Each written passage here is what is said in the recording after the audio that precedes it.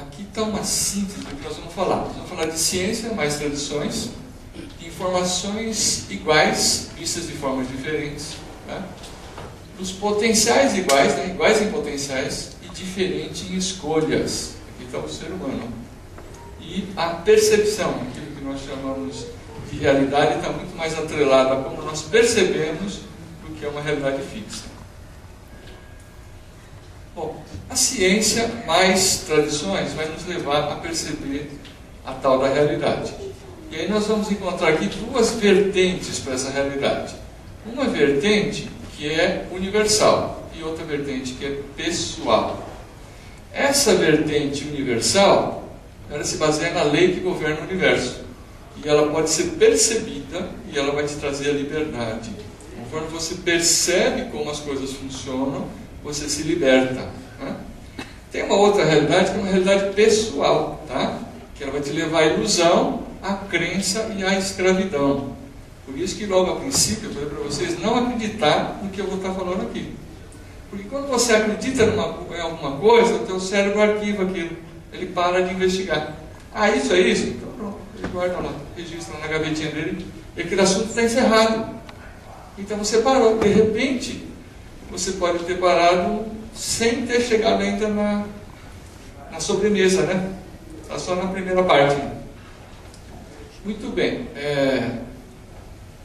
Essa questão da nossa visão pessoal, como nós falamos dos times, da partido político, religiões, os gostos de cada um de nós, isso é pessoal, isso não tem nenhuma relação com o que é a lei. Um exemplo, a lei da gravidade sabe que você existe? Sabe ou não? Se você cair do prédio, vai mudar alguma coisa para a lei da gravidade? Não vai mudar nada. Então, ou seja, cabe ao ser humano entender como funciona a lei e aí poder interagir com ela de uma forma que seja mais interessante, né? Nesse caminho aqui da crença pessoal, ele nos leva a querer que o mundo seja aquilo que a gente acredita que ele é, e não a perceber o mundo como ele é, né?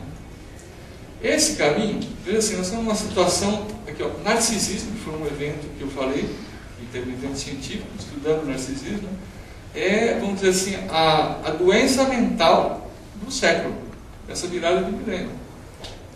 A mídia toda convence você que você tem que comprar, que você passar o creme tal você fica bonito, usar roupa tal você fica bonito, o carro tal você fica bonito, e aí cada um se isola em si mesmo, né?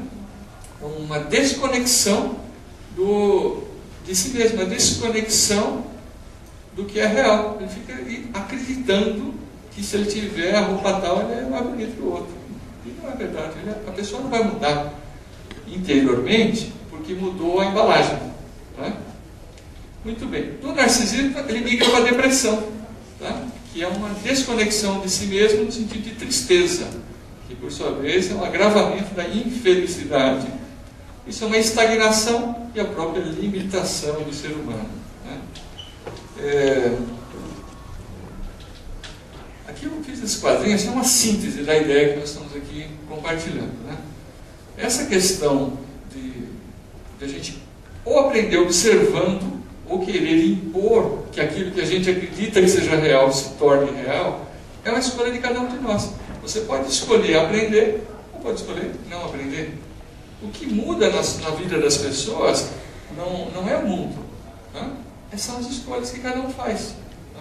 Diante da mesma situação, você tem escolhas completamente diferentes. Tem um caso que inclusive saiu publicado na Times, né? Eles estavam fazendo uma pesquisa lá em Nova York e foram entrevistar moradores de rua. E tinha um rapaz que morava na rua, tal, inclusive era drogado e tal, o repórter entrevistando. Poxa, o que aconteceu para você estar aqui? Eu falei, você não sabe o que foi minha vida, o que foi minha infância. Meu pai chegava em casa bêbado e tal, brigava com a minha mãe e tal, e eu estou aqui, né?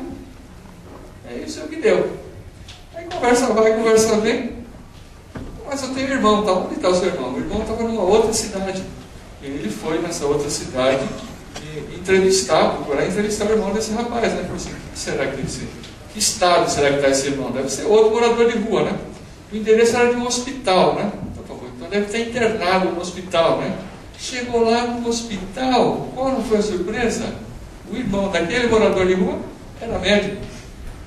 Eu trabalho aqui, porque eu peguei o endereço com o seu irmão, tal, lá em Nova York, tal. Como é que você se tornou médico? Eu falei, você não sabe que foi a minha infância, cara. Meu pai chegava em casa bêbado, tal, brigava com a minha mãe, uma porcaria de vida. E eu não queria aquela vida para mim. Tá? Percebeu? O fato gerador é o mesmo. É o mesmo. E os caminhos são completamente diferentes. Então, como é que pode? Eles tiveram o mesmo pai, a mesma mãe, então tem a mesma genética, o mesmo sangue, nasceram no mesmo lugar. Um está se acabando e o outro está construindo, está salvando vida. Né? Um está se matando e o outro está salvando vida. Então, resta aqui o entendimento que foi a escolha de cada um deles é que mudou. Isso que modificou. É o que você escolhe que muda. A gente escuta muito falar em livre-arbítrio, né? Se você for ler livros religiosos, a Bíblia não fala muito do livre-arbítrio. O livre-arbítrio é um nome dado para a sua escolha. Só que quando se trata de livre-arbítrio, você está falando assim de dois caminhos, né? Caminho A e caminho B. Só que a escolha é o caminho A, o B, o C, o D, para frente, para trás, para baixo, para cima. A escolha é completamente aberta. Você que escolhe. A partir do momento que você escolheu, tem as consequências daquela escolha que você fez.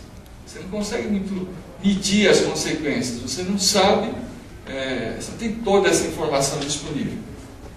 Agora, tem algumas coisas que a gente pode aprender a usar para escolher melhor. Tá? Nós temos um órgão, que é o coração, que muita gente acha que o coração não é inteligente, que é um tremendo equívoco. O coração é um órgão extremamente inteligente. Então, diante de uma infinidade de possibilidades que você tem para escolher, tá? Tem N possibilidades, N coisas acontecendo, N conexões que você não tem consciência dela nesse momento, o seu coração tem essa informação. Então, se você olhar para um assunto, tá? Vamos dizer que você tem que assinar um contrato.